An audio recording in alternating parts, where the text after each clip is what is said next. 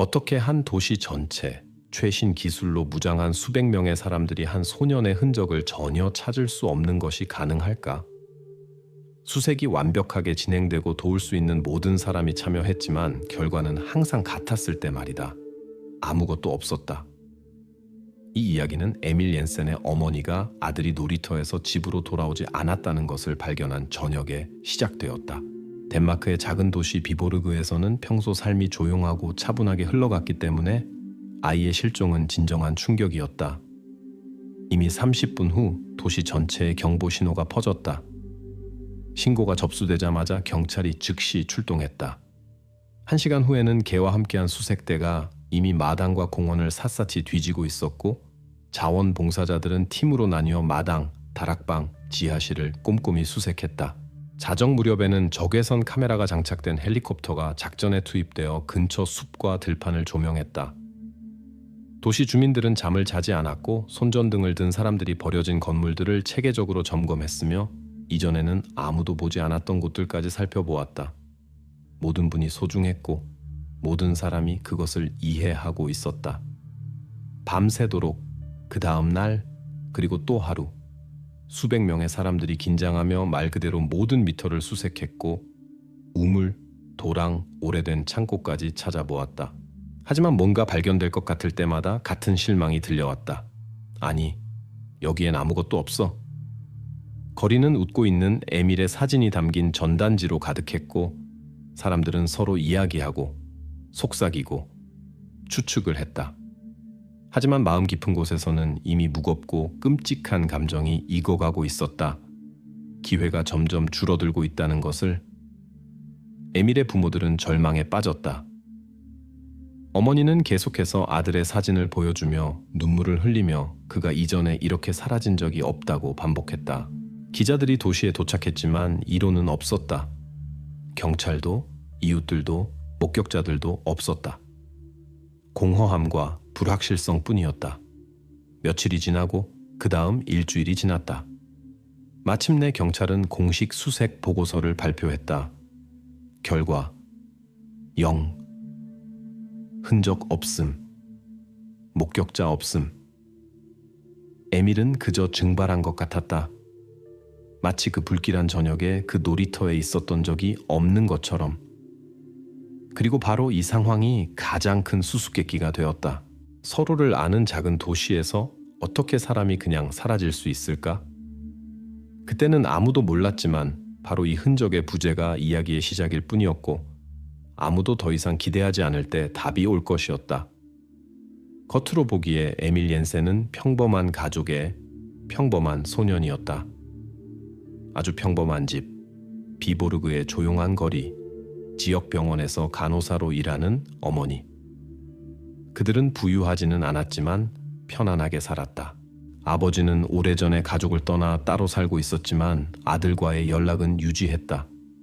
매주 일요일마다 에밀을 데리고 축구를 보러 갔다. 기본적으로 모든 것이 대부분의 사람들과 같았다. 평범한 아이의 평범한 삶. 하루의 주요 사건은 학교에 가고 놀이터에서 친구들과 노는 것이었다. 비보르그 제3학교에서 에밀은 2학년에 다녔다. 선생님들은 그에 대해 한결같이 말했다. 조용하고 예의 바르며 약간 수줍어한다. 반의 스타도 아니고 싸움꾼도 아니었다. 바로 즉시 기억나지는 않지만 웃음을 잊을 수도 없는 그런 소년이었다. 보통 창가 책상에 앉아 주의 깊게 듣고 있었고 손을 들지는 않았지만 항상 숙제를 성실히 해왔다. 쉬는 시간에는 대개 조용히 있거나 몇몇 가까운 친구들과 대화했으며 시끄러운 게임은 좋아하지 않았다. 선생님은 에밀이 수업 후에 반 친구들의 의자를 정리하는 습관이 있다고 말했다. 교실이 깔끔하고 아름답도록. 매일 13시 30분에 에밀의 수업이 끝나면 그는 자켓을 입었다. 어머니가 가을 세일에서 사준 흰 줄무늬가 있는 파란색 자켓. 항상 작은 배낭을 메고 주머니에는 샌드위치를 가지고 있었는데 그는 거의 항상 집에 가는 길에 먹었다. 그의 길은 변함없었다. 학교를 나서서 좁은 길을 따라가다가 빵집에서 좌회전한 후 15분이면 집에 도착했다. 집에서는 항상 고양이 펠릭스와 테이블 위에 어머니 메모가 기다리고 있었다. 점심은 냉장고에 있어. 숙제하는 것 잊지 마. 뽀뽀. 엄마. 점심을 먹고 숙제를 한 후 에밀은 거의 항상 동네 아이들이 모이는 그 놀이터로 갔다. 거기서 한두 시간을 보내고 어머니가 이미 집에 와 있는 저녁 시간에 맞춰 돌아왔다. 날마다, 주마다. 삶은 너무 조용하고 예측 가능해서 어떤 방해도 불가능해 보였다. 하지만 10월 14일에 이 방해가 일어났다. 에밀의 어머니는 평소처럼 일에서 돌아와 식탁을 차렸다. 그녀는 곧 문이 닫히고 아들이 집으로 뛰어들어와 식탁으로 달려가서 오늘 저녁 뭘 먹을지 물어볼 것이라고 기대했다. 하지만 이날은 집에서 문이 열리는 소리를 들을 수 없었다. 분이 시간으로 바뀌었지만 소녀는 없었다. 어머니는 아직 이 모든 예측 가능성과 삶의 일상, 학교, 집, 놀이터, 이 이미 과거에 속한다는 것을 이해하지 못했다. 왜냐하면 오늘 그녀가 깨어난 세상은 결코 다시 같지 않을 것이기 때문이다. 에밀 옌센이 살아서 마지막으로 목격된 날은 경찰이 말 그대로 분 단위로 알고 있다. 감정을 제쳐두고 수사관의 눈으로 사건들을 본다면 무섭도록 건조하고 명확한 그림이 나온다. 17시 25분, 에밀이 집을 나선다. 밖은 시원했고 그는 흰 줄무늬가 있는 파란 자켓, 연한 파란색 청바지, 어머니가 최근에 사준 갈색 부츠, 그리고 할머니가 선물한 EJ. 이니셜이 있는 금색 펜던트를 착용하고 있었다. 17시 30분, 소년이 놀이터에 나타난다. 근처에서 놀고 있던 몇몇 아는 아이들이 그를 본다. 나중에 그들은 에밀이 그네에 앉아 조용히 흔들리며 거리를 바라보고 있었다고 말할 것이다. 18시 15분, 몇몇 아이들이 놀이터를 떠나 집으로 간다. 에밀은 혼자 거기에 남는다. 아무도 의심스러운 것을 보지 못한다. 18시 45분, 근처에 사는 한 여성이 지나가면서 놀이터 옆 벤치에 앉아있는 파란 자켓을 입은 소년을 흘끗 본다. 그녀는 정확한 시간을 기억하지 못하지만 그녀의 진술은 누군가 에밀을 살아서 본 마지막 진술이 될 것이다. 19시 0분, 에밀이 항상 집으로 돌아오는 시간. 하지만 이 저녁에는 옌센 가족 집의 문이 열리지 않았다. 소년의 어머니가 걱정하기 시작하며 시계를 본다. 19시 5분, 그녀가 경찰서에 전화한다. 여성의 목소리는 떨리지만 침착하게 말하려고 한다. 제 아들이 집에 오지 않았어요. 이건 그답지 않은 일이에요. 제발 도와주세요. 처음에 경찰은 침착하게 반응한다. 도시는 작고 실종 사건은 여기서 드물며 거의 항상 좋게 끝난다. 하지만 신고자의 목소리에서 뭔가가 당직 경찰관으로 하여금 정보를 등록하고 순찰차를 현장으로 보내게 한다. 10분 후 경찰관들은 이미 에밀의 어머니와 그녀의 아파트에서 이야기하고 있다. 그녀는 긴장해서 전화기를 손에 쥐고 계속 아들의 번호로 전화를 걸지만 응답으로는 길고 울리는 신호만 들린다. 경찰관들은 일반적인 질문들을 한다. 갈등이 있었는지, 이상한 행동, 집 근처에 낯선 사람들이 있었는지. 그녀는 고개를 젓고 반복할 뿐이다. 아니요, 그런 건 없었어요. 그 애는 절대 낯선 사람과 함께 가지 않을 거예요. 20시 0분, 지역의 첫 번째 확인 후 경찰관들이 공식적으로 신고를 등록한다. 에밀 옌센은 실종자 상태를 받는다. 사건은 형사과로 넘어간다. 옌센 가족의 삶은 그 전과 그 후로 나뉜다. 경찰이 소년이 곧 발견될 것이라고 아직 믿고 있는 동안 형사들에게는 이미 첫 번째 의혹의 순간들이 떠오르기 시작한다. 너무 깨끗하고 너무 조용하다. 마치 도시 자체가 그 불길한 18시 45분과 19시 0분 사이에 정확히 무엇이 일어났는지에 대해 침묵하기로 결정한 것 같다. 영화에서는 항상 다르게 보인다. 사람이 사라지면 이미 몇 시간 후에 수사관들이 첫 번째 단서, 증거, 매달릴 수 있고 사건을 풀 수 있는 실마리를 손에 쥐고 있다. 하지만 현실은 완전히 달랐다는 것이 밝혀졌다. 경찰관들은 즉시 행동하기 시작했다. 먼저 에밀의 어머니와 이야기했다. 표준 질문들, 표준 답변들. 그 다음 이웃들을 문마다 찾아가 말 그대로 모든 사람을 인터뷰했다. 하지만 아무도 아무것도 보지 못했다. 모든 사람이 한결같이 고개를 젓고 반복했다. 뭔가 이상한 일이 일어났다면 우리가 알아차렸을 거예요.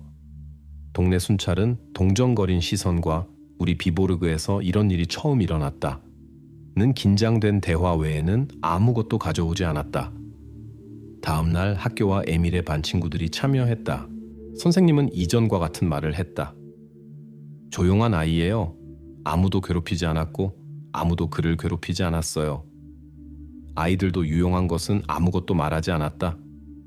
놀이터에서 에밀을 마지막으로 본 사람은 이미 알려진 것과 정확히 같은 그림을 묘사했다. 그네에 앉아서 흔들고 있었어요. 우리가 갈 때 혼자 거기 남아 있었어요. 모든 것이 명확해 보였지만 정보는 0과 같았다.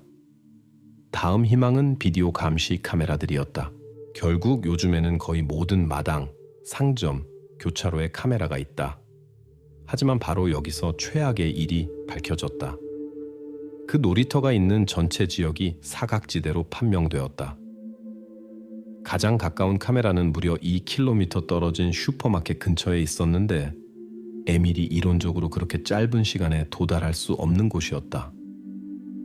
경찰관들은 뭔가를 놓쳤을 가능성에 희망을 걸고 2번 더 확인했다.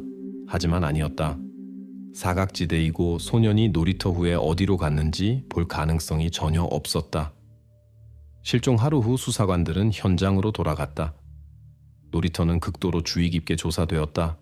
말 그대로 센티미터마다 모든 벤치, 모든 모퉁이가 확인되었다. 과학수사팀은 자외선으로 작업하며 무엇이든 지문, 천조각, 떨어뜨린 장난감, 머리카락을 찾았다. 하지만 현장 검사 보고서가 작성되었을 때 대략 다음과 같았다. 투쟁에 흔적 없음, 피나 다른 생물학적 물질 발견되지 않음, 개인 소지품 없음. 다시 말해, 수사에 도움이 될 수 있는 것은 아무것도 없었다. 단 하나의 단서도 없었다. 그리고 이것이 첫 번째 증거였다. 증거의 완전한 부재. 마치 누군가가 의도적으로 소년 실종의 모든 흔적을 지운 것 같았다. 도시는 계속 살아갔지만 경찰에서는 매분이 그들에게 불리하게 작용한다는 것을 이해했다. 매 시간마다 에밀을 찾을 확률이 급격히 떨어졌고 수사관들의 머릿속에는 이미 불안한 이해가 익어가고 있었다. 이것은 단순한 실종 사건이 아니라는 것을. 너무 깨끗했다. 너무 조용했다. 누군가 지역을 잘 알고 흔적을 남기지 않는 사람이 관련되어 있다는 것이 분명했을 정도로 완벽했다. 바로 이 증거의 부재가 경찰로 하여금 모든 사람이 지금까지 조심스럽게 피했던 단어를 처음으로 발음하게 했다. 범죄. 하지만 누가 그것을 저질렀을 수 있고 왜 실종의 흔적들이 공기 중에 용해된 것처럼 보이는지 그것은 이제 해결해야 할 새로운 수수께끼였다. 수사가 막다른 길에 이르면 경찰관들은 항상 같은 시나리오에 따라 행동한다. 가장 가까운 범위를 확인한다. 그것이 더 쉽고 논리적이며 통계도 정확히 그것을 말해준다. 대부분의 경우 범인들은 가장 가까운 사람들 중에서 발견된다. 목록의 첫 번째는 에밀의 아버지 야콥 옌센이었다. 첫눈에 이상한 선택이었다. 그 남자는 몇 년 동안 가족과 함께 살지 않았고 주말에 아들을 만나고 축구를 보러 데리고 가고 생일과 크리스마스에 선물을 주었다. 하지만 경찰에는 야콥에게 주목할 만한 이유가 있었다. 3개월 전 그와 에밀의 어머니 사이에 양육권을 둘러싼 갈등이 있었다. 이유는 평범했지만 아팠다. 아버지는 아들을 더 자주 보고 싶어 했고 어머니는 그가 이미 소년의 삶에 충분히 참여하고 있다고 생각했다. 야콥은 심지어 변호사들에게 의뢰해서 공동 양육권을 공식적으로 정리하려고 했지만 어머니는 단호히 반대했다. 다툼이 더 커졌고 전 배우자들 사이의 긴장이 증가했으며 이 상황은 당연히 수사관들의 즉각적인 관심을 끌었다. 어쩌면 부모 관계의 갈등이 에밀의 실종과 어떤 식으로든 연결되어 있을까? 경찰관들은 야콥을 조사를 위해 불렀다. 그는 의혹에 놀라고 심지어 기분이 상했지만 거부하면 더 많은 의문만 불러일으킬 것이라는 것을 이해하고 즉시 왔다. 보통 긴장된 분위기가 흐르는 조사실에서 야콥은 긴장해서 손가락으로 탁자를 두드리고 시계를 보며 무겁게 한숨을 쉬었다. 10월 14일 저녁 대략 17시부터 20시까지 어디에 계셨습니까? 직접적으로 제기된 질문은 평소처럼 건조하고 공식적으로 들렸다. 저는 인근 도시 스키베에 있었어요. 거기에 제 새 여자친구가 살고 있는데 그녀가 일을 마친 후에 만났어요. 그 다음 카페에 가서 늦은 저녁까지 거기 앉아 있었어요. 남자는 침착하게 말했지만 목소리에는 분노가 섞여 있었다.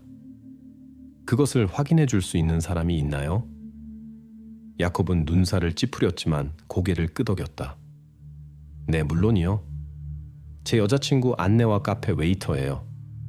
영수증으로 확인할 수 있어요. 카드로 결제했거든요.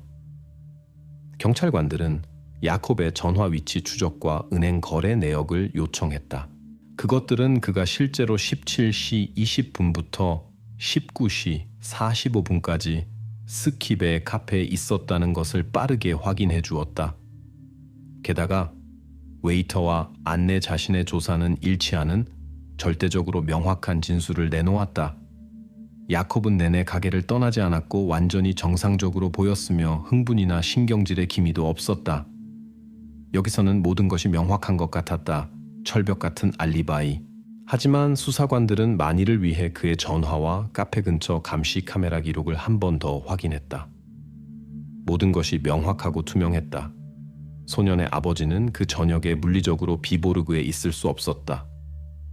의혹이 제거되었다고 통보받았을 때 야콥은 그저 말없이 고개만 끄덕였으며 마치 미리 정확히 그렇게 될 것을 알고 있었다는 듯 안도의 기색도 보이지 않았다. 그는 경찰서를 떠나 차 타고 한마디도 하지 않고 떠났다. 어쩌면 그는 단순히 이렇게 중요한 순간에 최악의 일로 의심받은 것에 대해 우울했을 것이다. 하지만 경찰관들은 가장 명백하고 편리한 버전을 버려야 했다. 아버지가 용의자 범위에서 제외된 후 수사는 다시 출발점으로 돌아갔다. 이론도 없고 용의자도 없고 흔적도 없었다. 이제 형사들은 사건이 점점 더 복잡해지고 있으며 여기에는 간단한 답이 없고 있을 수도 없다는 것을 인정해야 했다. 경찰이 가장 명백한 것을 확인하는 동안 시간은 헛되이 흘러갔고 놓친 매분이 수사를 소위 미제 사건 목록에 더 가깝게 만들었다. 목격자도 없고 증거도 없고 희망도 없는. 바로 그때 지역 뉴스에서 비보르그의 많은 주민들을 놀라게 한 문장이 처음 나타났다. 수사는 제3자의 개입을 배제하지 않는다. 평화롭고 조용하게 살기에 익숙했고 서로를 알고 이웃에 대한 신뢰가 규범이었던 도시는 그런 시나리오에 완전히 준비되지 않았다. 상황은 날마다 더욱 긴장되었다. 사람들은 서로를 의심스럽게 보기 시작했고 부모들은 아이들이 해가 진 후 밖에서 놀지 못하도록 금지했으며 집의 문과 창문에 추가 자물쇠가 나타났다. 경찰은 급히 새로운 실마리, 새로운 접근법을 찾아야 한다는 것을 이해했다. 그렇지 않으면 에밀 옌센 실종 사건이 영원히 답이 없는 채로 남을 위험이 있었다. 하지만 다음 용의자나 새로운 증거는 당분간 단순히 보이지 않았다. 9개월이 지났다. 무려 9개월이 지났는데도 에밀 옌센 사건은 해결되지 않았다. 어떤 수사에도 끔찍한 숫자다. 경찰이 보통 자신들의 완전한 무력함을 인정하고 서류를 제쳐두며 사건을 공식적으로 미제 사건 범주로 옮기는 데 걸리는 시간이 바로 그만큼이다. 시간은 정말 잔인한 것이다. 처음에는 곧 뭔가를 찾을 것 같고 뭔가에 매달릴 것 같다. 그러다가 일주일이 한 달이 되고 한 달이 2달, 3달이 된다. 처음에 경찰을 적극적으로 도왔던 도시 주민들도 지쳤다. 자원봉사자들은 점차 집으로 흩어졌고 웃고 있는 에밀의 사진이 담긴 전단지들은 천천히 빛이 바래고 비와 눈에 씻겨나갔다. 경찰은 물론 즉시 포기하지 않았다. 수사관들은 확인된 노인 이웃들부터 새로 이사온 가족들까지 동네 모든 주민들의 완전한 목록을 만들었다. 한 번이라도 경찰의 시야에 들어온 모든 사람을 확인했다. 특별한 주의는 법과 문제를 겪은 적이 있는 사람들, 특히 미성년자에 대한 범죄와 관련된 사람들에게 기울여졌다. 하지만 이것도 단지 무익한 일상으로 판명되었다. 누구도 아무것도 의심을 일으키지 않았다. 형사들, 수사관들, 범죄 수사관들 매일이 똑같이 시작되었다. 커피를 끓이고 같은 서류를 열고 오래된 기록들을 다시 보는 것. 그들은 모든 보고서, 모든 목격자 진술, 해결에 조금이라도 가까워질 수 있는 모든 사소한 것을 이미 외우고 있는 것 같았다. 하지만 새로운 것은 나타나지 않았다. 비디오 감시 카메라들은 이전에 없던 곳에 저절로 설치되지 않았다. 갑자기 중요한 세부 사항을 기억한 목격자들도 신고하지 않았다. 그리고 실종 사건의 첫날들에 보통 쏟아지는 익명의 신고들조차 오래전에 멈췄다. 도시는 에밀 옌센에게 무슨 일이 일어났는가? 라는 질문에 더 이상 답이 없다는 것에 체념한 것 같았다. 언론에서도 조용해졌다. 뉴스는 처음에 매주 실종을 상기시켰다가 한 달에 한 번, 그리고 마침내 전혀 언급하지 않게 되었다. 에밀의 어머니조차 점점 공공장소의 모습을 드러내지 않았고 기자들과 자신이 답할 수 없는 새로운 질문들을 피했다. 아버지 야콥 옌센도 점차 정상적인 삶으로 돌아갔다.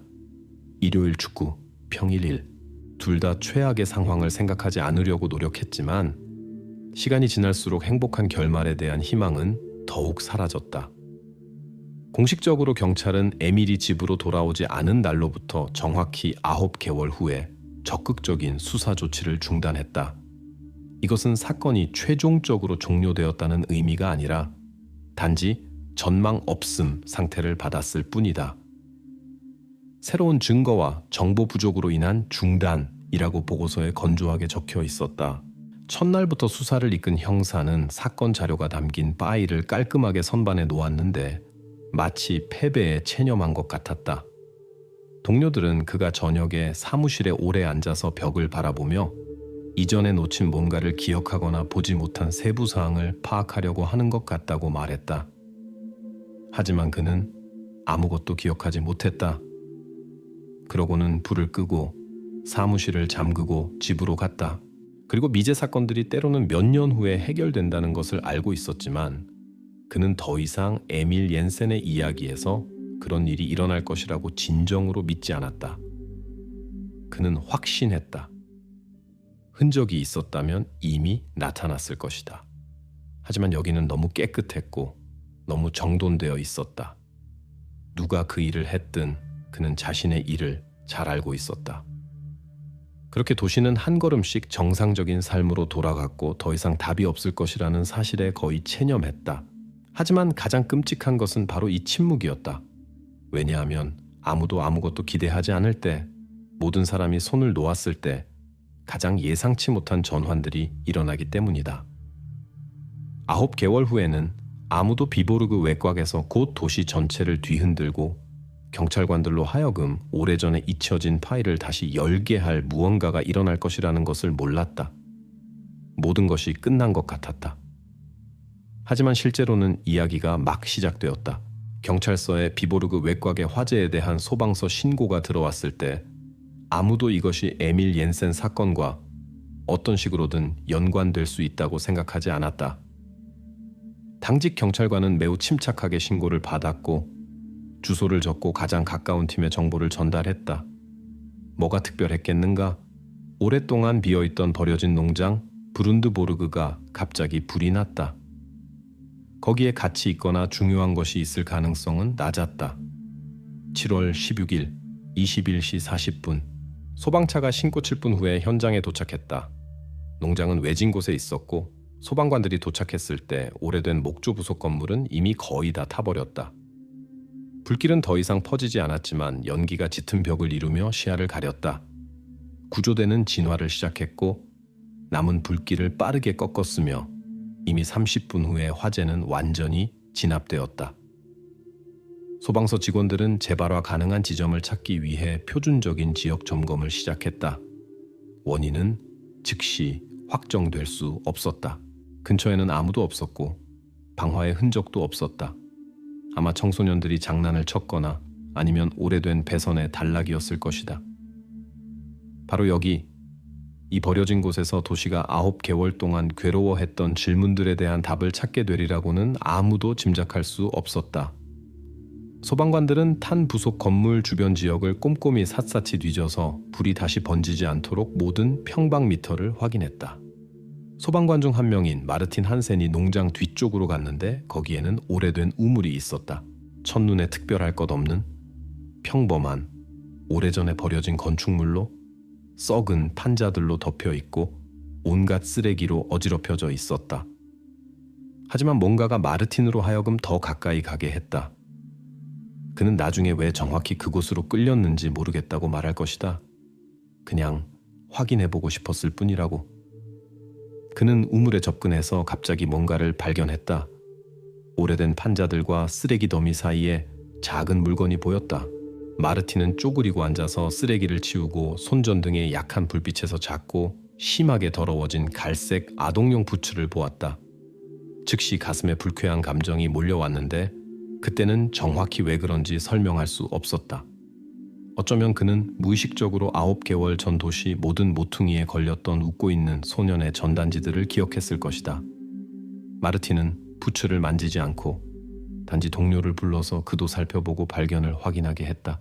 곧 경찰관들이 도착했고 지역을 빠르게 봉쇄하고 우물 주변의 모든 센티미터를 체계적으로 조사하기 시작했다. 그들도 이해했다. 부츠는 더 이상 우연이 아니라 오랜 시간 만의 첫 번째 진짜 단서였다. 빠진 퍼즐 조각이었다. 소방관 마르틴 한센은 옆에 서서 경찰관들의 작업을 지켜보았다. 그는 한마디도 하지 않고 단지 일어나는 일을 관찰했는데 마치 이 순간에 모든 무게를 느끼는 것 같았다. 그때 무엇을 생각했느냐고 물어봤을 때 그는 단지 짧게 대답했다. 이제 아마 모든 것이 명확해질 것이라고 생각했어요. 숨겨진 모든 것은 조만간 빛을 보게 되거든요. 경찰관들이 부츠를 신중하게 조사한 후 끔찍한 추측을 확인했다. 그것은 정확히 에밀 옌센이 9개월 전에 실종될 때 신고 있던 신발이었다. 실종 몇 주 전에 그의 어머니가 산 바로 그 신발이었다. 이제 아무도 우연에 대해 말하지 않았다. 완전히 무의미한 사건으로 보였던 것, 오래된 농장의 화재, 이 갑자기 오랜 달 만에 첫 번째 진짜 실마리로 변했고 경찰은 이제 그것을 단단히 그리고 단호하게 붙잡고 싶어 했다. 과학수사팀과 형사들의 차량이 농장에 도착했을 때 모든 사람은 이미 오래되고 버려진 우물 내부에 한 도시 전체가 편안히 잠들지 못하게 했던 질문들에 대한 답이 있을 가능성이 높다는 것을 이해했다. 아무도 끔찍한 추측을 소리내어 말하고 싶지 않았지만 말 없이도 수사가 이제 완전히 새로운 단계로 넘어갈 것이라는 것이 분명했다. 경찰관들은 알고 있었다. 그들은 이제 끔찍한 발견의 문턱에 서 있다. 그리고 이 발견은 조용하고 평화로운 비보르그의 삶을 영원히 바꿀 것이다. 평범한 아동용 부츠, 아주 작고 낡고 흙으로 덮여 있는 그렇게 하찮은 발견이 무엇을 바꿀 수 있겠는가? 하지만 바로 그것이 에밀 옌센 실종 사건 전체를 뒤집어 놓았다. 경찰이 빨리 왔다. 모든 것이 매우 심각했다. 차단 테이프, 과학수사팀 차량, 사복 형사들. 이웃들은 처음에 화재 이야기의 연속이라고 생각했고 방화범들을 찾고 있다고 생각했다. 현실이 얼마나 더 깊고 끔찍한지는 아무도 상상할 수 없었다. 부츠는 실험실로 보내졌고 몇 시간 후 에밀의 어머니 잉그리드에게 보여줬다. 그 순간 그녀의 영혼에서 일어난 일을 묘사하기는 어렵지만 그녀의 얼굴이 말없이 모든 것을 말해주었다. 그녀는 아들의 신발을 즉시 알아보았고 그 시선, 공포, 고통, 그리고 동시에 불확실성이 끝났다는 어떤 고통스러운 안도의 혼합은 어떤 말보다도 더 끔찍했다. 비보르그는 다시 덴마크 전체의 관심의 중심에 섰다. 마치 사람들이 도시가 9개월 동안 빠져있던 긴 잠에서 깨어난 것 같았다. 경찰은 빠르게 행동하기 시작했다. 이제 모든 초점은 부츠가 발견된 그 우물에 있었다. 이 순간까지 우물은 무해해 보였다. 그냥 오래되고 버려진 곳으로 모든 사람이 잊고 사용하지 않는 곳이었다. 하지만 이제 모든 수사관들의 시선이 그곳을 향했다. 먼저 판자들을 조심스럽게 제거하고 쓰레기를 치웠다. 강한 조명 아래에서 과학수사 전문가들은 천천히 그리고 신중하게 우물을 조사하기 시작했다. 처음에는 아무것도 찾지 못했다. 진흙, 돌, 나뭇가지뿐이었다. 하지만 대략 2미터 깊이에서 직원 중 한 명이 외쳤다. 여기 뭔가 있어요? 모든 사람이 즉시 얼어붙었다. 우물 바닥에 진흙과 썩은 나무십 사이에 아무도 찾고 싶지 않았던 것이 있었다. 벽돌 조각과 쓰레기로 덮인 작은 인간의 유해였다. 처음에 수사관들은 말을 잃었는데 실종자를 찾는 것과 그런 것을 발견하는 것은 다른 문제이기 때문이다. 여기서 일어난 일이 더 이상 수색이 아니라는 것이 즉시 분명해졌다. 이것은 범죄 현장이었다. 유해는 조심스럽게 수습되었고 과학수사 전문가들은 즉시 신원 확인을 시작했다. 하지만 아무도 더 이상 의심하지 않았다. 발견된 것은 에밀이었다. 그가 항상 목에 걸고 있던 EJ. 이니셜이 있는 펜던트는 발견되지 않았는데 이는 이상했지만 이 순간에는 사소한 일로 보였다. 다음 날 경찰은 공식적으로 실종 사건이 살인수사로 전환되었다고 발표했다. 그리고 이것은 즉시 사건의 전체 진행을 바꾸었다. 에밀은 어디에 있는가? 라는 질문이 누가 그런 일을 했는가? 로 바뀌었다. 그리고 당분간 그에 대한 답은 없었다. 소식은 도시에 빠르게 퍼졌다. 사람들은 다시 두려움을 느꼈지만 이번에는 더욱 예리하게. 사고일 수 있는 실종과 근처 어딘가에 그런 일을 할 수 있는 사람이 살고 있다는 인식은 다른 문제다. 이제 의혹은 예외 없이 모든 사람에게 떨어졌고 경찰은 밤낮으로 일했다. 에밀의 학교에서는 추도일이 선포되었다. 학생들과 교사들은 그의 어머니 집에 꽃과 촛불을 가져다주며 슬픔과 지지를 표현했다. 저녁에는 거의 온 거리가 집 앞에 모여서 웃고 있는 소년의 사진들을 바라보며 오랫동안 말없이 서 있었다. 잉그리드는 마지막 힘으로 버텼지만 그녀의 눈에서는 바로 지금 가장 끔찍한 진실을 깨달았다는 것을 볼 수 있었다. 그녀의 아들은 더 이상 없다는 것을. 동시에 경찰은 수사의 가장 어려운 단계를 시작했다. 이전에 에밀을 찾고 있었다면 이제는 살인자를 쫓고 있었다. 형사들은 처음부터 전체 사건을 다시 살펴보며 이전에 아무것도 알아차리지 못한 것이 어떻게 가능했는지 이해하려고 노력했다.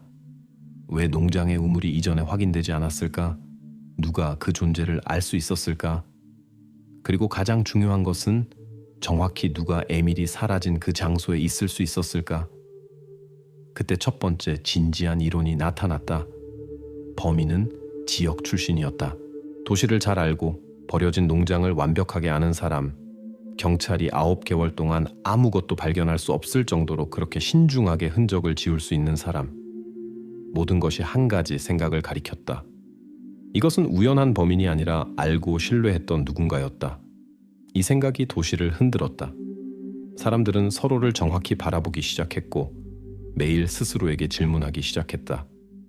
그가 그럴 수 있을까? 이제 모든 사람이 의심받았다. 이웃, 친구, 지인들.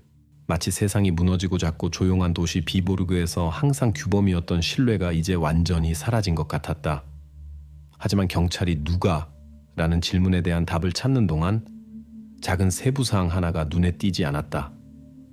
소년의 목에서 사라진 그 펜던트는 조금 뒤에 나타나서 정확히 형사들을 범인에게 직접 이끌 실마리가 될 것이었다. 하지만 그 순간까지는 아직 몇 걸음이 남아 있었다. 어렵고 고통스럽지만 이미 피할 수 없는. 경찰이 전문가들의 감정서를 받았을 때 마침내 그림이 명확해질 것 같았다. 적어도 뭔가 이해될 것이고 퍼즐이 마침내 맞춰질 것이라는 희망이 있었다. 하지만 답 대신 그들은 즉시 2개를 받았다. 하나는 명확하고 뚜렷한 것, 다른 하나는 지금까지의 전체 수사만큼이나 흐리고 불확실한 것. 첫 번째 질문은 빠르게 해결되었다. 전문가들은 발견된 유해의 신원을 확인했다. 치과 기록이 에밀 옌센의 것과 완전히 일치했다. 그토록 오랫동안 찾아왔던 바로 그 소년이었다. 그리고 모든 사람의 마음이 슬픔으로 조여들었지만 확실성도 있었다. 실종된 소년이 발견되었다. 이것은 이제 부인할 수 없는 사실이었다. 사인은 즉시 그리고 의심의 여지 없이 명명되었다. 관자놀이 부위의 둔기에 의한 두개골 외상, 치명적인 강한 타격 1번. 법의학자들은 정확히 이것이 에밀의 사인이라고 확신했다. 모든 것으로 보아 타격은 중간 무게의 물체, 아마도 돌이나 다른 둔기로 가해졌다. 죽음은 즉시 왔다. 사망 날짜도 명확하게 확정되었다. 에밀이 놀이터에서 집으로 돌아오지 않은 바로 그 10월 14일 저녁. 모든 것이 명확한 것 같았다. 이제 누가 그 치명적인 타격을 가했는지만 알아내면 되었다. 이를 위해 경찰은 DNA 분석에 큰 희망을 걸었다. 모든 사람은 정확히 이것이 결정적일 것이고 범인이 정확히 이 단계에서 실수를 하고 찾을 수 있는 흔적을 남겼을 것이라고 생각했다. 전문가들은 할 수 있는 모든 것을 신중하게 확인했다. 소년의 옷, 부츠, 우물, 주변의 흙, 유해의 모든 센티미터. 수백 개의 샘플이 실험실로 보내졌고 모든 사람이 결과를 기다렸다. 하지만 보고서가 마침내 형사들의 손에 들어갔을 때 아무도 자신의 눈을 믿을 수 없었다. 종이에는 건조하고 간단하게 적혀 있었다.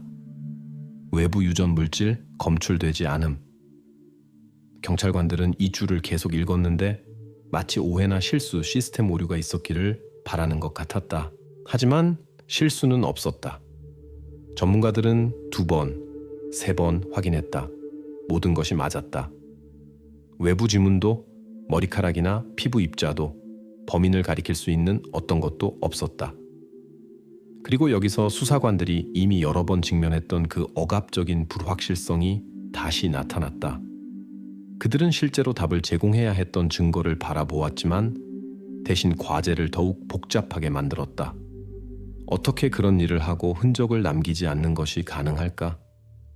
도시는 다시 걱정에 빠졌다. 마치 비보르그의 유령이 정착한 것 같았다. 끔찍한 일을 하고 완전히 눈에 띄지 않게 남을 수 있는 누군가. 이웃들은 서로를 더욱 정확히 바라보기 시작했다. 많은 소문이 생겼다. 외부인에 대해, 우연한 미치광이에 대해, 경찰이 아무것도 찾지 못하도록 의도적으로 모든 것을 연출한 누군가에 대해 말했다. 형사들 자신도 이제 어떻게 계속해야 할지 이해할 수 없었다. 지금까지의 모든 이론이 하나씩 무너지기 시작했다. 지역 출신의 버전은 그가 확실히 어떤 흔적을 남겼을 것이기 때문에 점점 가능성이 낮아 보였다. 우연한 범죄의 버전도 약해 보였는데 우연한 범인이 그렇게 신중하게 흔적을 숨길 수 없었을 것이기 때문이다. 수사는 다시 막다른 길에 이르렀지만 모든 사람은 후퇴가 선택사항이 아니라는 것을 이해했다. 이제 사건은 옌센 가족의 개인적인 슬픔뿐만 아니라 온 도시에 대한 큰 시험이기도 했다. 주민들은 답을 요구했고 경찰은 그것을 줄 수 없었다. 감정선은 도움 대신 수수께끼의 실타래를 더욱 얽히게 했고 수사관들이 더 이상 매달릴 새로운 실마리가 없는 것 같았다. 비보르그는 다시 긴장 속에서 살기 시작했고 다음 전환을 기다렸다. 사람들은 이제 우연만이 이 범죄를 해결할 수 있다고 말하기 시작했는데 경찰이 이미 모든 것을 시도했고 모든 노력이 헛되었기 때문이다. 카페, 상점, 거리에서 대화는 하나를 중심으로 돌았다. 모든 사람이 아무도 잡을 수 없는 신비한 범인에 대해 논의했다. 시간은 흘렀지만 두려움은 사라지지 않았다. 그리고 이미 답이 더 이상 없을 것 같고 이 미로가 수사를 최종적으로 막다른 길로 이끌었을 때 새로운 세부 사항이 나타났다. 작고 거의 감지할 수 없는, 처음에는 완전히 중요하지 않아 보이는, 모든 사람이 잊었던 그 작은 세부 사항, 소년의 목에서 사라진 EJ. 이니셜이 있는 펜던트가 갑자기 완전히 예상치 못한 곳에서 다시 나타났다.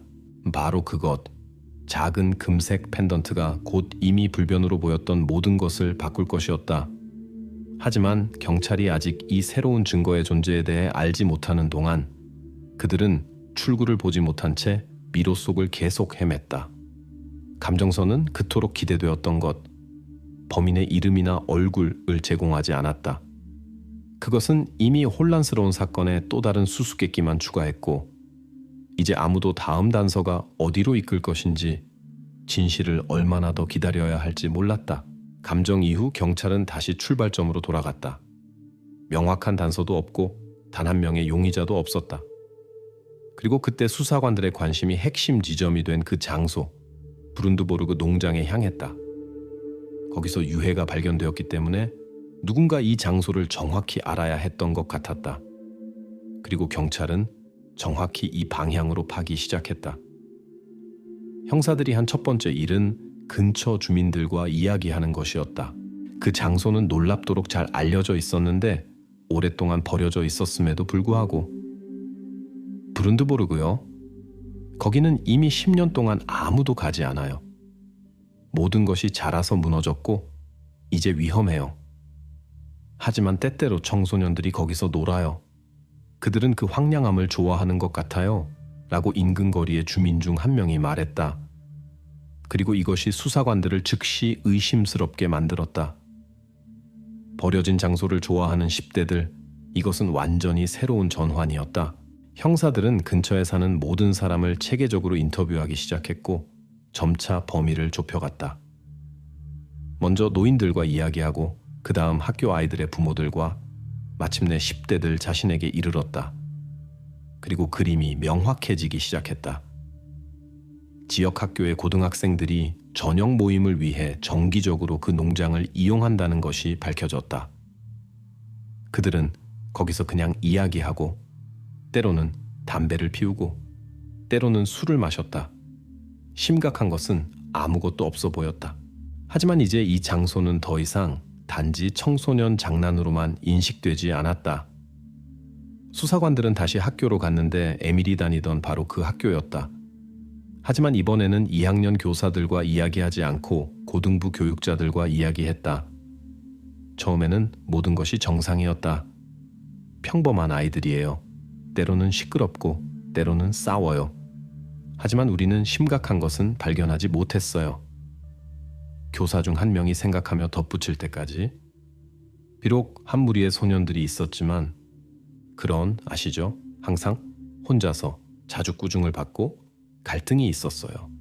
그들은 때로는 수업을 빼먹고 도시 외곽 어딘가에서 돌아다녔어요. 하지만 정확히 어디인지 말하기는 어려워요.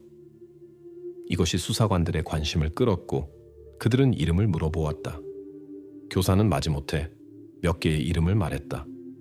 안데르스 스웨렌센, 크리스토퍼 닐센, 토마스 한센, 마르쿠스 올센. 모두 거의 같은 나이인 15세에서 16세. 그들은 공부를 잘하지 않았고 교사들에게 자주 문제를 일으켰지만 법과 심각한 갈등을 일으키지는 않았다. 그냥 어떤 도시에나 있는 어려운 10대들이었다.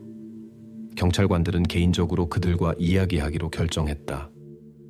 첫 번째 조사에서 소년들은 도발적으로 침착하게 행동했다. 그들은 짧고 마지못해 대답했고 브룬드보르그 농장에 있었다는 것을 부인했다. 하지만 그들의 눈에서는 그들이 전체 진실을 말하지 않고 있다는 것이 명확히 읽혔다. 특히 안데르스 스웨렌센에서 눈에 띄었다. 소년은 다른 사람들보다 눈에 띄게 더 긴장했고 눈 맞춤을 피했으며 때로는 모순에 얽혔다. 하지만 이것은 무엇이든 의미할 수 있었다. 경찰에 대한 두려움, 정상적인 청소년 불안감, 또는 훨씬 더 심각한 것. 경찰관들이 에밀 옌센을 아는지 물었을 때 모든 소년들이 합창으로 모른다고 대답했다. 그들은 도시에 걸렸던 포스터에서만 그를 봤다고 말했다. 하지만 여기서도 뭔가 맞지 않았다. 수사관들은 직관적인 수준에서 그것을 느꼈지만 당분간 직접적인 증거는 없었다. 10대들 중 누구도 어린 학생들과 공식적인 갈등이 없었다. 그냥 때때로 어른의 눈이 없는 곳에서 시끄러운 파티를 여는 소년들이었다. 그럼에도 불구하고 수사는 당분간 이 그룹을 시야에서 놓지 않기로 결정했다. 소년들은 공식적으로 용의자가 되지는 않았지만 그들의 이름은 에밀 사건에서 수사상 관심 인물로 처음 기록되었다. 수색 범위가 다시 좁혀졌지만 이제 자신들 사이에서 평범한 학생들, 어쩌면 심지어 이웃 아이들 사이에서 찾아야 한다는 것이 분명해졌다.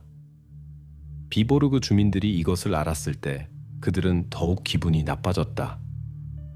범인이 바로 옆에 살고 자신들의 아이들과 함께 학교에 다니는 10대들 중 하나일 수 있다는 생각만으로도 견딜 수 없는 것 같았다. 사람들은 수군거리기 시작했고 부모들은 누가 이 소년들과 친구인지 알아보기 위해 긴장해서 학교에 전화했다. 도시에 다시 두려움과 불신의 분위기가 흘렀고 그것이 결코 끝나지 않을 것 같았다. 경찰은 이제 이해했다. 이 소년들을 단순히 조사하는 것만으로는 충분하지 않았다. 더 나아가기 위해서는 구체적인 것, 어떤 증거나 증언을 찾아야 했다. 형사들은 10대들의 개성에 더 깊이 들어가고 그들의 전화와 소셜 네트워크를 확인하고 친구들과 부모들과 이야기하기로 결정했다. 하지만 이를 위해서는 시간이 필요했고 도시는 즉시 답을 기대했다. 그때는 아직 아무도 정확히 이 네 소년이 곧 전체 이야기의 주인공들이 될 것이라는 것을 몰랐다. 당분간 그들은 수사관들의 관심을 끈 목록의 이름들일 뿐이었다. 하지만 정확히 이 관심이 곧 에밀 옌센의 실종과 죽음에 대해 사람들이 알았던 모든 것을 절대적으로 바꿀 것이었다. 때로는 답이 항상 표면에 있었던 것 같지만 누군가 의도적으로 그것들을 서류 더미와 남의 말 아래 숨겨놓은 것 같다. 수사관들은 처음으로 돌아가기로 결정했는데 아무도 이전에 찾지 않았던 곳, 학교 기록들로, 그리고 바로 거기에 에밀을 최근 사건에 등장한 10대 그룹과 연결하는 실마리가 있다는 것이 밝혀졌다. 이전에 아무도 정말로 확인하지 않았던 수많은 문서들 중에서 수사관들은 에밀의 어머니가 그의 실종 반년 전에 제출한 여러 불만사항을 발견했다. 이 불만사항들에서 그녀는 아들이 고학년 학생들로부터 체계적으로 괴롭힘을 당했다고 공개적으로 말했다. 처음에는 아무도 이것에 큰 의미를 부여하지 않았다. 평범한 아이들 갈등으로 보였다. 하지만 이제 일어난 모든 일 후에 이 서류들은 완전히 다르게 보였다. 그래서 수사관들은 다시 학교로 갔고 이번에는 교사들뿐만 아니라 저학년 학생들과도 이야기했다. 처음에 아이들은 경찰과 이야기한다는 사실만으로도 위축되어 침묵했지만 점차 이야기하기 시작했다. 그리고 그때 어른들이 이전에 알아차리지 못했거나 알아차리고 싶어 하지 않았던 것이 드러났다. 네, 그들은 쉬는 시간에 에밀에게서 자주 공을 빼앗았어요. 라고 학생 중 한 명이 약간 당황하며 고개를 숙이고 말했다. 다른 소년이 덧붙였다. 그들은 계속 그를 비웃었어요. 특히 안데르스가요. 그는 항상 에밀에 대해 뭔가 말했고 모든 사람이 웃었어요. 그가 훨씬 나이가 많고 강했기 때문에 아무도 그에게 반박할 수 없었어요. 그런 이야기들이 많았다. 에밀은 오랫동안 침묵했고 어머니에게 얼마나 힘든지 보여주지 않으려고 노력했다. 하지만 어느 날 그는 더 이상 견딜 수 없어서 집에서 이야기했고 그 후 그 불만 사항들이 나왔다. 학교 행정부는 그 후 10대들과 대화를 했지만 모든 것이 반복하지 않겠다는 간단한 약속에 그쳤다. 아무도 더 깊이 파지 않았고 아무도 한두 달 후 에밀이 어떻게 지내는지 확인하지 않았다. 그리고 그것은 실수였다. 이제 이 진술들이 수사관들의 책상 위에 놓였을 때 모든 것이 크고 불안한 그림으로 맞춰졌다.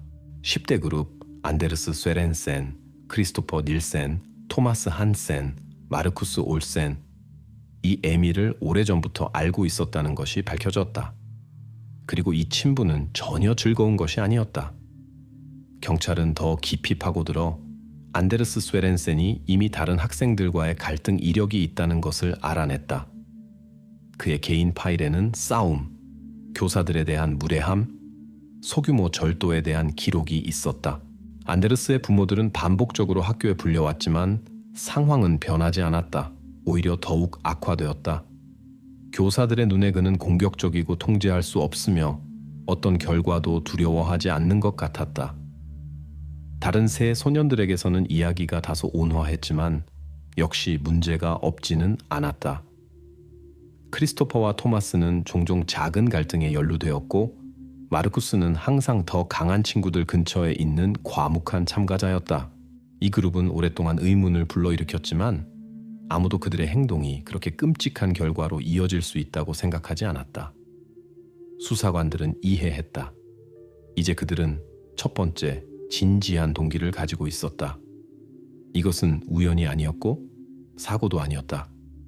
그것은 훨씬 일찍 시작된 그 이야기의 연속이었다. 강한 자들이 약한 자들과 놀기로 결정한 이야기. 하지만 동기는 아직 증거가 아니었다. 경찰이 10대들을 공식적으로 고발할 직접적인 증거가 없는 한 그들에게는 다른 선택이 없었다. 그들 중 누구도 범죄와 유사한 것을 조금도 자백하지 않았다. 4명 모두 에밀의 실종과 어떤 관계가 있었다는 것을 완강히 부인했다. 그들은 학교 복도에서 몇 마디 우연한 말 외에는 그와 이야기한 적이 없다고 주장했다. 하지만 수사관들은 이제 확신했다. 이 침묵과 부인의 벽 뒤에 무언가 숨겨져 있다고. 도시도 이 확신을 느꼈다. 사람들은 다시 안데르스와 그의 친구들에 대해 이야기하기 시작했고 그들의 행동뿐만 아니라 그들이 에밀과 어떻게 연결될 수 있는지도 논의했다. 부모들은 더욱 걱정하며 스스로에게 물었다. 이 10대들이 한 아이와 그런 일을 할 수 있다면 다른 사람들과는 무엇을 할까? 도시 분위기는 다시 긴장되고 무거워졌다. 사람들은 이해했다.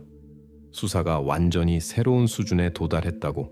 이전에는 낯선 사람들, 외부인들, 어른들을 의심했다면 이제 의혹은 자신들의 사람들, 모든 사람이 보기에 아는 10대들에게 떨어졌다. 비보르그는 경찰의 다음 단계에 대한 고통스러운 기대에 빠졌다. 동시에 형사들은 각 소년에 대한 추가 자료를 수집하기 시작했다.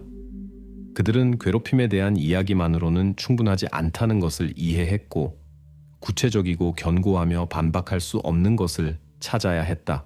하지만 그런 증거가 없는 한 10대들은 직접적인 고발 없는 용의자로만 남아있었다. 경찰이 안데르스와 그의 무리의 어두운 과거를 조사하는 동안 아무도 곧 정확히 그들의 범위에서 새로운 증거가 나타날 것이라는 것을 몰랐다.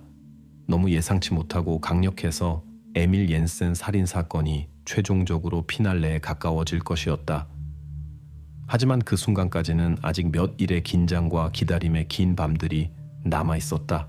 경찰은 마침내 올바른 흔적을 찾았다고 절대적으로 확신했다. 그들은 모든 것을 가지고 있었다.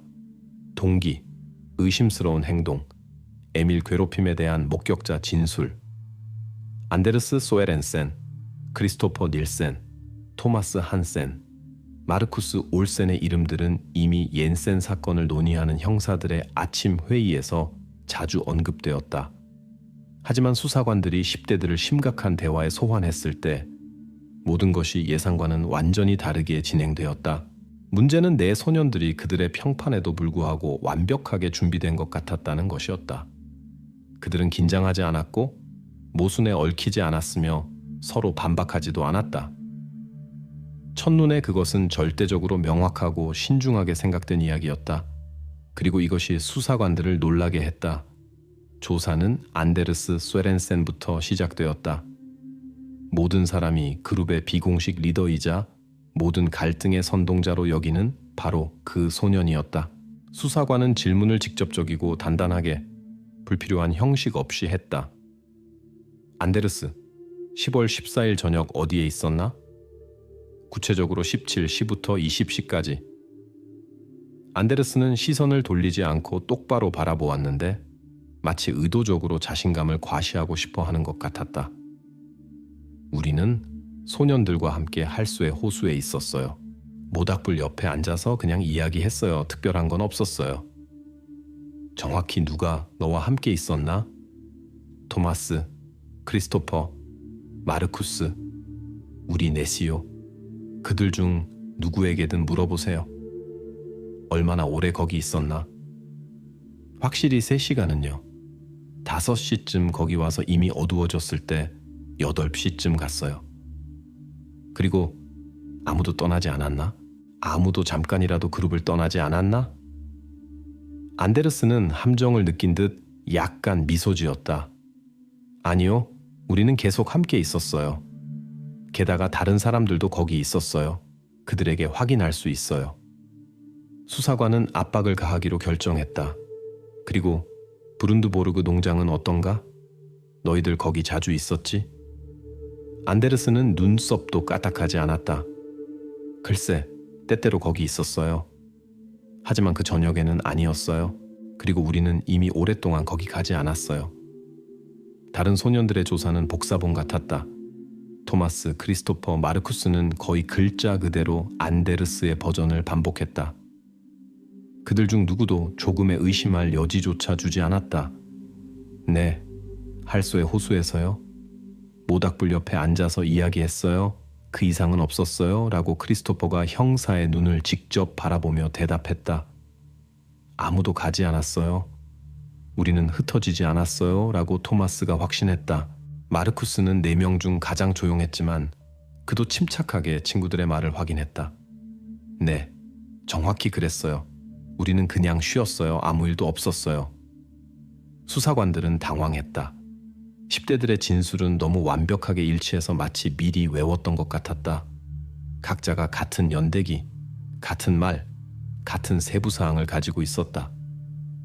진실이기에는 너무 완벽하지만 경찰이 그들을 체포할 만큼 명백하지도 않은 완벽하게 계획된 사건 버전처럼 보였다. 경찰은 추가 확인을 실시했다. 목격자들은 할수의 호수 근처에서 10대들을 봤다고 확인했지만 아무도 그들을 거기서 온 저녁 내내 봤다고 확실히 말할 수는 없었다. 이 지역에도 감시 카메라가 없었다. 그리고 소년들의 전화도 마치 일부러인 것처럼 그 저녁의 정확한 위치 추적을 기록하지 않았는데 호수 근처에서 신호가 약했기 때문이었다. 수사관들은 직접적인 증거 없이는 그들을 체포할 수 없다는 것을 이해했다. 그들을 보내는 것은 고통스럽고 불쾌했지만 다른 방법이 없었다. 하루 동안의 강한 조사 후 10대들은 다시 자유의 몸이 되었다. 경찰은 빈손으로 남았다. 비보르그 주민들이 이것을 알았을 때 분노와 실망의 물결이 도시를 휩쓸었다. 사람들은 정확히 이 사중주가 일어난 일에 연루되어 있다고 확신했지만 공식적으로 경찰은 이것을 증명할 것이 아무것도 없었다. 다시 고통스러운 불확실성이 찾아왔다. 수사관들은 막다른 길에 빠졌다. 그들은 모든 세부 사항을 다시 한번 확인했지만 새로운 증거는 없었다. 10대들은 정상적인 삶으로 돌아갔지만 이제 도시에서 그들을 다르게 보았다. 사람들은 그들을 피하려고 노력했고 부모들은 아이들이 그들과 교류하는 것을 금지했다. 소년들 자신은 도발적으로 침착하게 행동했는데 마치 온 도시에 도전하는 것 같았다. 또 9개월이 지났다. 에밀 옌센의 실종으로부터 총 1년 반이 지났다. 수사관들에게는 재앙이었다. 그렇게 많은 시간이 지났는데도 여전히 진실을 밝혀내지 못했다. 매일 사건은 더욱 절망적이 되었다. 에밀의 어머니는 점점 더 집을 나서지 않았고 아버지도 남의 대화를 피하려고 노력했다. 도시는 점차 이 사건을 잊기 시작했지만 많은 사람들에게는 가시가 영혼에 남아 있었다. 진실이 결코 발견되지 않았다는 고통. 에밀 옌센 사건이 영원히 미해결로 남을 것 같았다. 경찰에서는 이미 이 사건을 과거형으로 체념해야 할 실패로 말하기 시작했다. 하지만 형사들은 곧 수사를 되살리고 10대들의 철벽 같은 알리바이를 최종적으로 파괴할 사건이 일어날 것이라는 것을 아직 몰랐다. 곧 표면으로 떠오를 그 증거는 너무 예상치 못하고 설득력이 있어서 그들의 모든 확신과 일치가 순식간에 무너질 것이었다. 하지만 그 순간까지는 사건이 절대적으로 절망적으로 보이고 범인들이 영원히 처벌받지 않을 것처럼 보이는 긴 기다림의 주들이 남아있었다. 아무도 에밀 옌센 사건이 언젠가 해결될 것이라고 더 이상 믿지 않을 때 운명이 가장 예상치 못한 방식으로 다시 수사에 개입했다. 언뜻 보기에 일상적인 신고가 인근 도시 스키베에서 경찰서로 들어왔다. 작은 전당포 주인이 지금까지 명백해 보였던 모든 것을 완전히 뒤집어 놓는 이상한 발견을 신고했다. 여기 EJ, 이니셜이 있는 금색 펜던트가 있어요 라고 전당포 주인이 침착하게 말했다. 제 말은 1년 반 전에 수배 전단에서 비슷한 것을 본 것 같아요. 아직 필요하세요? 수사관들은 즉시 주의를 기울였다. 바로 그 EJ. 이니셜이 있는 펜던트가 에밀 옌센이 실종된 날 그의 목에서 사라졌고 오늘까지 발견되지 않았던 것이었다. 모든 사람이 이 세부 사항을 오래전에 잊고 범인이 펜던트를 버리거나 결코 발견되지 않을 곳에 숨겼다고 생각했다. 하지만 거기 있었다. 전당포 카운터 위에, 마치 자신들이 빠져나갔다고 생각하는 범죄자들에 대한 조롱처럼. 형사들은 즉시 스키배로 갔다. 펜던트는 즉시 압수되어 확인되었고 그 진위가 확인되었다. 할머니가 에밀에게 선물했고 전체 비극의 상징이 된 바로 그 펜던트였다. 하지만 이것은 절반에 불과했다.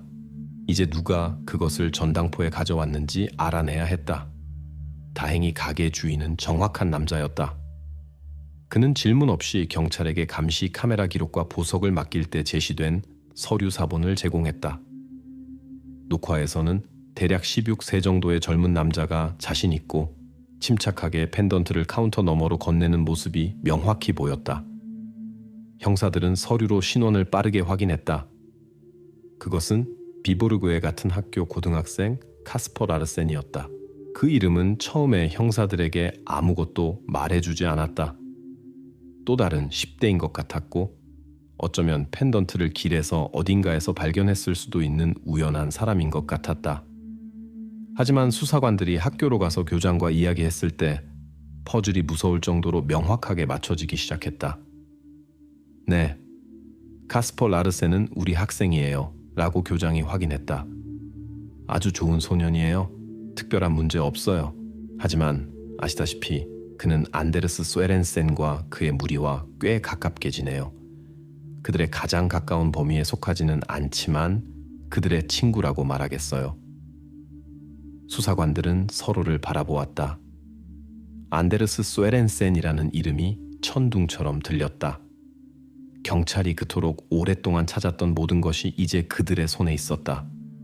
에밀의 돈 안 당한 물건과 의심스러운 10대들의 범위 사이에 반박할 수 없는 연결. 카스퍼는 즉시 경찰서로 불려왔다. 소녀는 눈에 띄게 긴장했지만 명백한 것을 부인하지 않았다. 그는 경찰에게 안데르스가 그에게 펜던트를 주며 수익의 일부를 위해 인근 도시에서 그것을 팔아달라고 부탁했다고 말했다. 카스퍼는 보석이 누구의 것인지 전혀 몰랐고 에밀 옌센의 실종과 연관될 수 있다는 것도 전혀 추측하지 못했다고 확신했다. 정말 몰랐어요. 라고 그는 거의 눈물을 흘리며 계속 반복했다. 안데르스가 그냥 오래된 가족 유산이라고 말했고 비보르그에서 멀리 떨어진 곳에서 팔아야 한다고 했어요. 카스퍼는 완전히 그리고 진실되게 협조했고 경찰은 이제 마침내 확실한 증거라고 부를 수 있는 것을 가지고 있었다. 안데르스가 죽은 소년의 것이었던 펜던트의 실종과 연관되어 있다는 증명. 사건은 다시 활성화되었고 수사관들은 새로운 자신감을 느꼈다. 곧 펜던트 발견 소식이 도시에 퍼졌고 비보르그 주민들은 숨을 멈추고 경찰의 다음 단계를 기다렸다. 이날까지 손댈 수 없어 보였던 안데르스 쇠렌센과 그의 친구들이 다시 주목의 중심에 섰다. 이번에는 그들이 그냥 넘어가지 못할 것이고 불변의 알리바이와 침착한 어조로 빠져나가지 못할 것이었다. 도시는 경찰이 이제 끝까지 갈 것이라는 것을 알고 있었다. 이 증거는 단순한 우연이 아니었고 막다른 길에서 사건을 꺼낸 전환점이었다. 수사관들은 그토록 오랫동안 기다렸던 것을 얻었다. 범죄와 용의자들 사이에 직접적이고 반박할 수 없는 연결. 이제 그들은 계속해서 연결뿐만 아니라 죄책감도 증명해야 했다. 그리고 모든 사람이 아직 많은 일이 앞에 있다는 것을 이해했지만 경찰은 이제 명확한 단서와 매달릴 수 있는 구체적인 사람, 안데르스 쇠렌센을 가지고 있었다. 에밀 옌센 사건은 다시 게임에 참여했고 도시는 더 이상 의심하지 않았다. 곧 그것이 완전히 해결될 것이라고. 경찰이 카스퍼 라르센을 재조사를 위해 소환했을 때 그는 처음에 펜던트와 관련된 전체 이야기가 얼마나 심각한지 전혀 알지 못했다. 그에게는 단지 오해일 뿐이라고 보였고 무슨 일이 있었는지 설명하자마자 모든 것이 즉시 해결될 것이라고 생각했다. 카스퍼는 침착하고 거리낌 없이 이야기하기 시작했다. 안데르스가 몇 주 전에 저에게 왔어요. 그는 완전히 정상이었고 우리는 때때로 이야기하지만 아주 가깝지는 않아요. 그가 펜던트를 보여주며 그냥 오래된 가족 유산이라고 말했어요. 전당포에 맡겨야 하는데 비보르그에서는 좋은 생각이 아니라고 했어요. 질문이 너무 많다고. 돈을 나와 나누겠다고 약속했어요. 저는 아무것도 의심하지 않고 동의했어요. 정말 그것이 어디서 왔는지 몰랐어요. 수사관은 주의 깊게 듣고 모든 말을 기록했다. 카스퍼는 그에게는 중요하지 않아 보였지만 경찰에게는 무가치한 세부 사항들을 계속 말했다. 그는 날짜, 시간, 심지어 그와 안데르스 사이에 일어난 대화들까지 말했다. 카스퍼는 눈에 띄게 긴장했지만 죄책감 때문이 아니라 그런 이야기에 전혀 연루된 것 때문이었다. 정말로 누구의 펜던트인지 몰랐나요? 라고 수사관이 다시 물었다. 절대 몰랐어요. 라고 카스퍼가 자신 있게 대답했다. 만약 알았다면 절대 그런 일을 하지 않았을 거예요. 경찰은 빠르게 그의 말의 진실성을 확신했다. 전화 서신이 카스퍼의 모든 말을 확인해 주었고 그는 완전히 협조했으며 아무것도 숨기지 않았다. 그리고 그가 용의자가 아니었지만 수색에는 정확히 진짜 범인에게 도달하는 데 도움이 된 약한 고리가 되었다. 카스퍼와의 대화 몇 시간 후 경찰관들은 안데르스 소에렌센을 체포했다. 안데르스는 처음에 차가운 침착함을 유지하며 아무것도 모른다고 자신 있게 반복했다. 하지만 카스퍼가 이미 진술했고 누가 그에게 펜던트를 넘겨주었는지 확인했다고 통보받았을 때 안데르스는 말을 잃었다. 대면이 결정적인 순간이었다. 안데르스가 카스퍼를 봤을 때 그의 자신감이 눈앞에서 사라지기 시작했다. 카스퍼는 자신의 말을 반복했고 안데르스의 눈을 직접 바라보았는데 안데르스는 눈에 띄게 긴장하며 시선을 돌리고 평정심을 잃었다. 경찰이 펜던트를 내놓았다. EJ. 이니셜이 있는 작은 금색 펜던트가 스스로 말하는 것 같았다. 안데르스는 견딜 수 없었다. 그는 돌아서서 고개를 숙였는데 마치 이제 모든 것이 끝났다는 것을 깨달은 것 같았다. 그냥 돌이었어요. 재미로 던진 것뿐이었어요. 의도하지 않았어요. 라고 그가 아무도 보지 않으며 더듬거리기 시작했다. 사고였어요. 돌을 던졌을 뿐인데 그가 넘어졌어요. 그러고는 우리 모두 무서워했어요. 경찰관들은 주의 깊게 들었다. 모든 말이 기록되었다. 안데르스가 처음으로 진실을 말하고 있었다. 비록 그것이 끔찍했고 비록 더 이상 바꿀 수 없었지만 누가 너와 함께 있었나? 라고 수사관이 엄하게 물었다. 안데르스는 고개를 들고 짧은 멈춤 후에 친구들의 이름을 말하기 시작했다. 크리스토퍼 닐센, 토마스 한센, 마르쿠스 올센. 우리는 함께 거기 있었어요. 그들이 모든 것을 받고 도왔어요. 시체를 숨기는 것을. 마지막 말들은 거의 들리지 않을 정도로 말했는데 마치 이제서야 일어난 일의 모든 공포를 깨달은 것 같았다. 이제 경찰은 충분했다. 안데르스는 공식적으로 자신의 죄를 자백했고 모든 공범들의 이름을 말했다. 거의 2년 동안 해독할 수 없었던 이야기가 하루 만에 갑자기 매우 구체적인 형태를 취했다. 도시는 소식에 다시 떨었지만 이번에는 미지의 것에 대한 두려움이 아니라 진실이 마침내 빛을 보게 되었다는 쓴 안도감이었다. 비보르그 주민들은 이제 누가 그리고 어떻게 이 끔찍한 범죄를 저질렀는지 정확히 알았다. 안데르스의 자백을 최종적으로 확인하고 다른 모든 사람을 체포하는 것만 남았다. 수사는 마지막 단계에 들어섰고 아직 해결해야 할 많은 세부 사항들이 있었다. 하지만 이제 아무도 곧 완전한 명확성이 있을 것이라고 의심하지 않았다. 그를 겁주고 싶었을 뿐이에요, 정말로. 바보 같은 장난이었어요. 제대로 겨냥하지도 않았어요. 그냥 그 방향으로 돌을 던졌을 뿐이에요. 정확히 이 말들로 안데르스 쇠렌센의 자백이 시작되었는데 그것은 10월 14일 저녁에 일어난 일에 대한 이해를 완전히 바꾸었다. 경찰은 더 이상 누가를 묻지 않았다. 그들은 어떻게를 물었다. 그리고 안데르스가 준 답들은 그 단순함에서 쓰고 끔찍했다. 우리는 농장 근처에서 놀고 있었는데 그냥 심심했어요. 거기서 에밀이 혼자 길을 따라가는 것을 봤어요. 장난을 치고 싶어서 그 방향으로 돌을 던졌어요. 정말 맞힐 거라고 생각하지 않았어요. 하지만 갑자기 그가 넘어졌어요. 그냥 쓰러져서 더 이상 일어나지 않았어요. 안데르스는 침묵했다. 그에게는 말하기가 눈에 띄게 어려워 보였지만 수사관들은 고집했다. 그 다음에 무슨 일이 일어났나? 계속 말해. 안데르스는 한숨을 쉬고 조용히 계속했다. 우리가 그에게 갔을 때 그는 숨을 쉬지 않고 있었어요. 저는 끔찍하게 무서웠고 소년들도 그랬어요. 아무도 무엇을 해야 할지 몰랐어요. 우리는 그냥 서서 몇 분 동안 그를 바라보기만 했어요. 그러다가 토마스가 그들이 우리를 찾으면 우리는 끝이라고 말했어요. 그래서 우리는 결정했어요. 그를 숨기기로. 수사관은 겨우 들었는데 이야기가 그 일상성과 단순함에서 끔찍했기 때문이다. 우리는 그를 들어올려서 옮겼어요. 그는 무겁지 않았어요.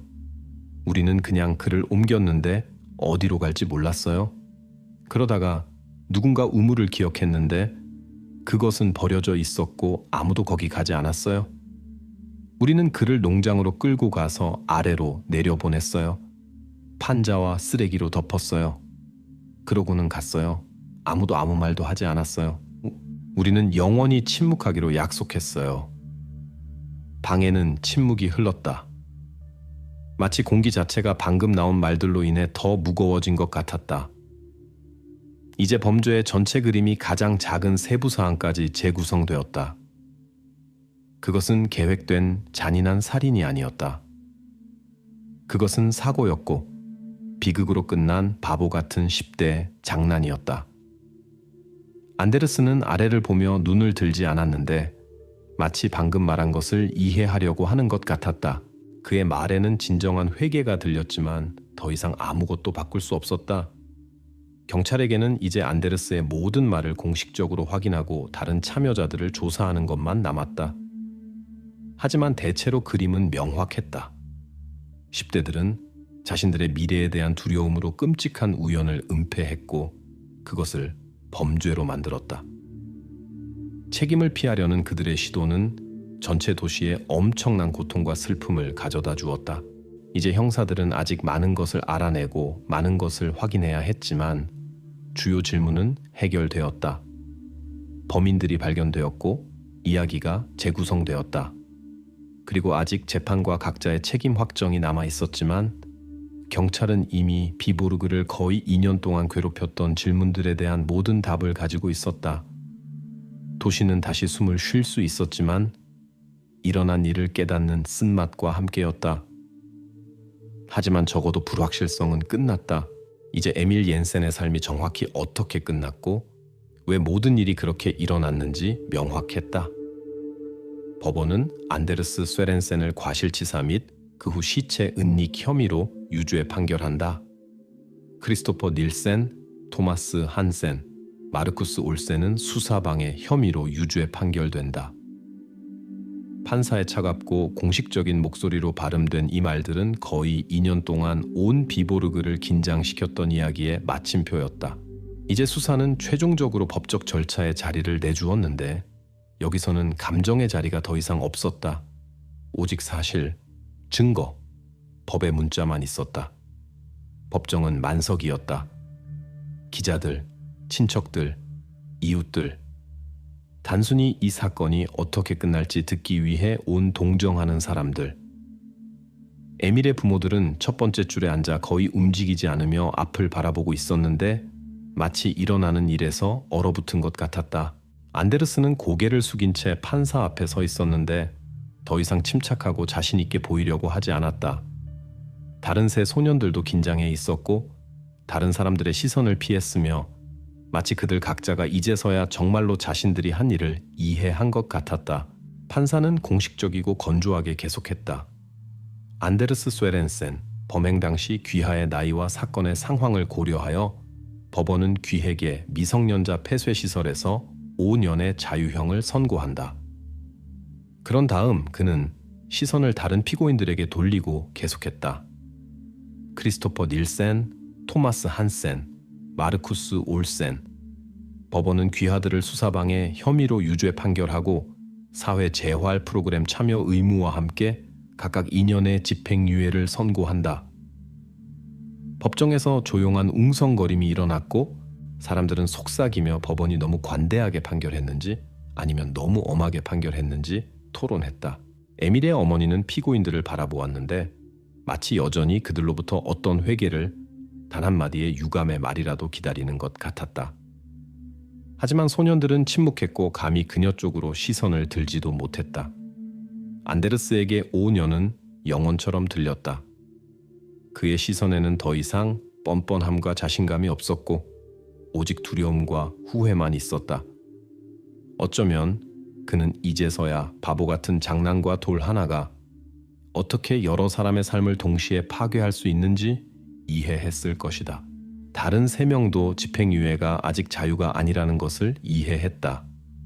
이제 그들은 평생 이 낙인을 지고 살아야 했다. 판사가 망치를 쳤다. 법정이 천천히 비기 시작했다. 사람들은 나가서 판결을 논의했지만 그런 상황에서 가능한 한 정의가 승리했다는 것을 더 이상 의심하는 사람은 없었다. 비보르그 거리에는 다시 조용함이 흘렀다. 주민들은 사건이 끝났다는 것을 알았지만 쓴 뒷맛이 모든 사람의 영혼에 오랫동안 남아있었다. 부모들은 자신들의 아이들에게 더욱 주의 깊게 되었고 학교는 학생들의 행동을 더 엄격하게 감시했으며 10대들은 조금 더 조용하고 사려 깊게 되었다. 그리고 재판과 판결이 에밀 옌센 사건을 공식적으로 종료했지만 경찰에게는 아직 중요한 과제가 하나 남아있었다. 미래의 그런 비극의 반복을 어떻게 방지할 수 있는지 이해하는 것. 그리고 도시는 그 사이에 계속 살아갔는데 그들의 삶은 이제 영원히 이 이야기의 그 전과 그 후로 나뉘었다.